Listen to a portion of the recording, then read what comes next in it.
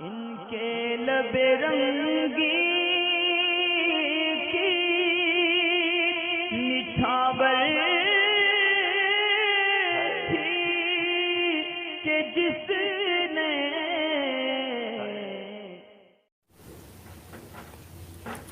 ایک آخری سوال ہے، نام نہ لینے کی شرط پہ انہوں نے پوچھی. آخری مطلب میں ابھی جو سوال کر رہا ہوں اس میں آخری سوال ہے کہ کوئی ایسے عمل کے جو مریدی سے نکل جاتے ہوں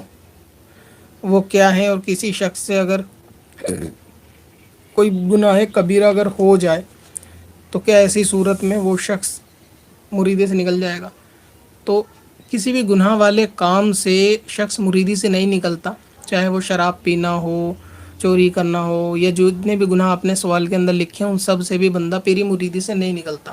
پیری مریدی سے یعنی کسی بھی پیر صاحب کی بیعت سے بندہ کب خارج ہوتا ہے؟ اس کے ایک بنیادی اصول تو یہ ہے کہ اگر کوئی شخص اسلام ہی سے معاذ اللہ ثم معاذ اللہ خارج ہو جائے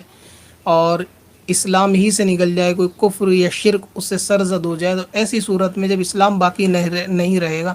تو اسلام سے ریلیٹڈ ہر مستحب چیز جو اس سے جڑی ہوئی ہیں سب کی سب نکل جائیں گی. یعنی ایک جنرل سی چیزیں، جب بندہ اسلام سے گیا تو تمام چیزیں چلی گئیں، تو اس کے اندر بیعت وغیرہ بھی چلی جائے گی.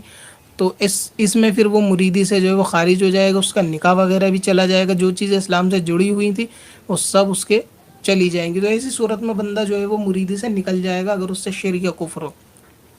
دوسری ایک چیز یہ ہوتی ہے کہ اپنے پیر صاحب سے اس کی عقیدت جو ہے وہ ختم ہو جائے دلی طور سے، تو بھی پھر وہ بندہ بیعت میں مانا نہیں جائے گا، اگرچہ وہ بظاہر اپنا آپ کو بیعت میں سمجھے، لیکن یہ کہ اس کو وہ فیض اس سلسلے کا نہیں مل پائے گا. جیسے پیر صاحب سے کسی مسئلے پہ اختلاف وہ رکھتا ہے اور ان کی عقیدت دل میں کم ہو گئی ہے، کسی دوسرے بزرگ کی طرف اس کا جھکاؤ زیادہ ہے اور وہاں وہ عقیدت رکھنا چاہتا ہے اپنے پیر صاحب کو، وہ دلی طور سے قبولتا نہیں ہے کہ میں ان سے مرید نہیں ہوں، خود اس چیز کا انکار کرتا ہے،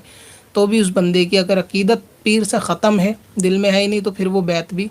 کوئی نفع اس کو نہیں دے گی. اس کو اپنے آپ کو پھر وہ بیعت سے باہر ہی سمجھے، پھر وہ کہیں اور ہی مرید ہو. اور اگر جب تک عقیدت باقی ہے، اسلام باقی ہے، تو گناہ کبیرہ سے جو ہے وہ پیری مریدی سے نہیں نکلتے.